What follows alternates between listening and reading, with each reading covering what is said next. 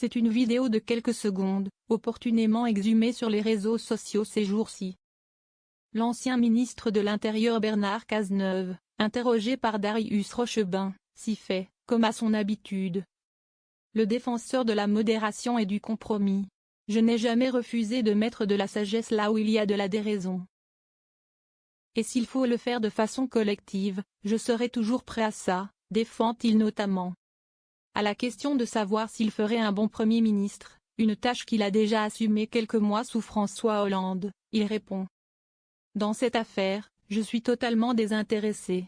Ma seule préoccupation, c'est de faire en sorte que le pays ne bascule pas.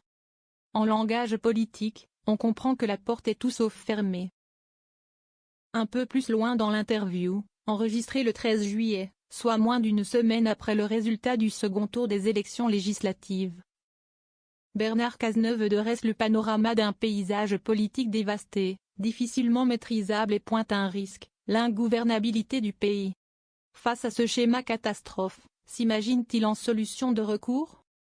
C'est une hypothèse sur laquelle semble plancher Emmanuel Macron, en vacances à Brégançon. Le président a promis de laisser courir les jeux et réfléchit, selon Le Parisien, à deux noms, l'un à droite, Xavier Bertrand. Et un autre plus marqué à gauche, Bernard Cazeneuve. Ce dernier se serait même entretenu par téléphone avec le chef de l'État, assure Le Quotidien. Bernard Cazeneuve est l'homme qu'il faut. En plein cœur de l'été, alors que les yeux des Français sont quasi exclusivement tournés vers les JO et que l'actualité politique reflue mécaniquement. Le nom de l'ancien socialiste jeté en l'air ne constitue-t-il qu'un ballon d'essai? Ou pire, se transformera-t-il en pétard mouillé? Le député Olivier Falorni, ancien cadre du PS exclu pour s'être présenté face à Ségolène Royal en 2012, soutient pourtant l'idée. Un homme d'État reconnu par la droite. Un homme de gauche reconnu par la gauche. Pour moi, Bernard Cazeneuve est l'homme qu'il faut pour gouverner la France et rassembler le pays, a-t-il écrit sur X. Stature d'homme d'État. Le profil de l'ancien ministre de l'Intérieur, en première ligne lors des attentats de 2015, pourrait plaire à Emmanuel Macron. Les deux hommes ont d'ailleurs été membres du même gouvernement.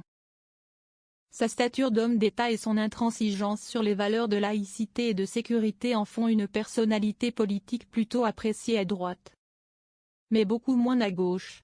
Et là réside son principal handicap.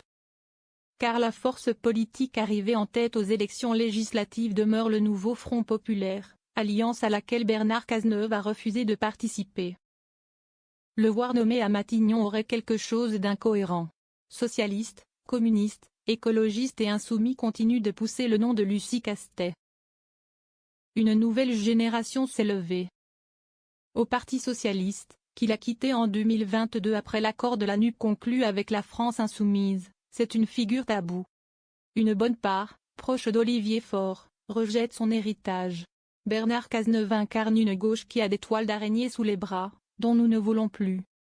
Une nouvelle génération s'est levée, c'est d'elle dont on doit parler maintenant, évacue auprès du HuffPost une cadre du PS. L'inimitié est réciproque puisque l'entourage de Cazeneuve déclare tout de go. Le PS est devenu inaudible, n'a plus de position sur rien, ne produit plus de pensée. Ils sont dans l'opposition à Emmanuel Macron très bien, mais ça ne définit pas un projet politique.